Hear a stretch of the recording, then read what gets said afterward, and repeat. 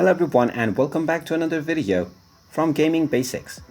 In this video, I'm going to show you how to reset your existing account on the 8-Ball Pool game. So let's get started right away. First of all, just open up the 8-Ball Pool game on your device, and after the game is fully loaded, you will end up on the home page. Now, once you're on the home page, you can either select a game mode, or you can edit your account settings by tapping on the settings icon at the bottom left corner. From here, if you already have been logged into your account, you can simply tap on the logout option, and this will log you out from your account on the 8-Ball Pool game. Now, in order to reset your game completely, go ahead and open up your phone settings and then tap on apps. Now, from the apps page, simply search for 8-Ball Pool and then tap on it once you find it.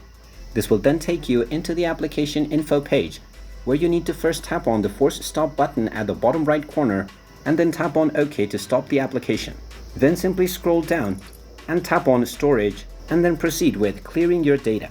Tap on the clear data option at the bottom left corner and then tap on delete, and this will clear all of your data for the application. Once this is done, you can go back to the application and you will see that all of your account has been reset.